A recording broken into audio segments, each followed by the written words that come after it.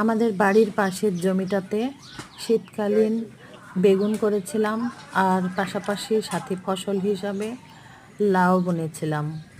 তো সেসব উঠে গেছে, মানে সময় শেষ হয়ে গেছে সেসব সবজির। তো অনেক জঙ্গল হয়ে গেছিলো চারিদিকে। তো পুরো জমিটা 10 কাঠা জমি, একেবারে বাড়ির পাশাপাশি। তো 2টা শ্রমিক লাগিয়েছি কাজে, আর সাথে আমরা নিজেরাও কাজ করছিলাম। তো জায়গাটা অনেক নোংরা হয়ে গেছিলো, চারিদিকে আগাছা জঙ্গল। তো বেগুনের গাছ, লাউয়ের গাছ সব আমরা পরিষ্কার করে তুলে ফেললাম। এই যে আমার বর সাথে শ্রমিকের কাজ করছে। তো এই জায়গাটা পরিষ্কার করে আমরা সিদ্ধান্ত নিয়েছি এখানে পেয়ারা লাগাবো।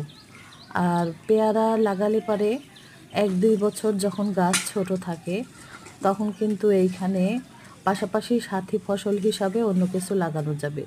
তো কি করব বা কি লাগাবো সেটা এখন পর্যন্ত সিদ্ধান্ত নিইনি। তবে পেয়ারার চারা ঠিক করা হয়ে গেছে, কিনে ফেলেছি অলরেডি। তো জায়গাটা পরিষ্কার হয়ে গেলে এটা সুন্দর করে আগে চাষ করে নিতে হবে। তো এটা চাষ করে নিয়ে মাটি রেডি করার পরে আমরা পেয়ারা গাছ লাগিয়ে দিব। তো সবাই দোয়া করবেন, আশা করি পেয়ারা আমরা যেন চাষ করে সফল হতে পারি।